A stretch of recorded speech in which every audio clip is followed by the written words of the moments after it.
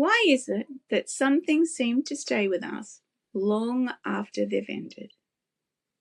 A relationship, a friendship, a conversation, a version of ourselves. Sometimes years can pass, and yet we still find ourselves revisiting the same memories. So why is it so hard to let go? Is it because we're holding on to the past?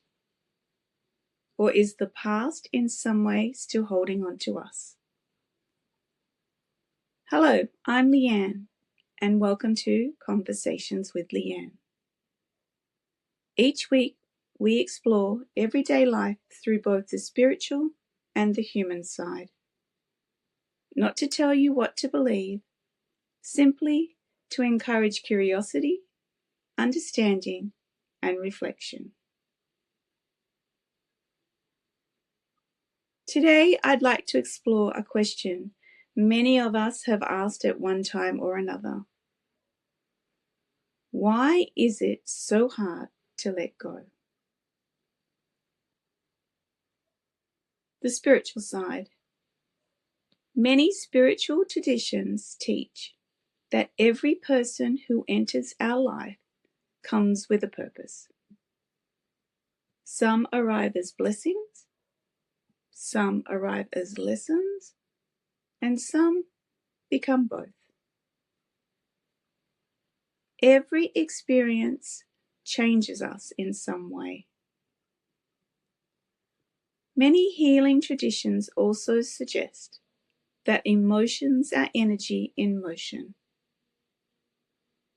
When emotions are acknowledged and allowed to move through us, they continue on their journey. But when we continually revisit an event without processing or releasing it, some believe we continue to give that experience our energy. Perhaps that's why some memories still feel as real today as they did years ago. Energetically, some believe we can remain connected to people, places, and experiences long after they've gone. And perhaps letting go isn't about pretending something didn't matter. Perhaps it's about gently calling our energy back to ourselves. Now let's explore the human side. From a human perspective, our brains are wired for familiarity. Our nervous systems prefer certainty, even when something is painful. If it is familiar, there can be comfort in knowing what to expect. Sometimes we aren't simply holding on to an experience. We're holding on to the person we've become because of it. Who am I without this story? Who am I if I forgive? Who am I if I stop talking about what happened? Who am I if I finally move forward?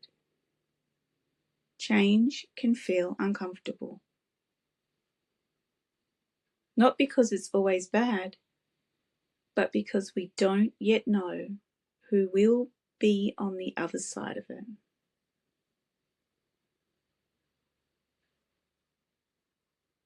So which perspective is right? Perhaps both offer something valuable. Whether you believe we're holding on to energy, or whether our minds are simply holding on to what feels familiar, the experience is the same. Letting go is rarely as simple as deciding to do it. Sometimes it's a process, sometimes it's a practice, and sometimes it simply takes longer than we'd like. So perhaps this week, rather than asking, Why can't I let this go? Try asking yourself, what am I afraid might happen if I do? And who might I become if I finally allowed myself to move forward? Because perhaps letting go isn't about forgetting. Perhaps it's about creating space for what comes next.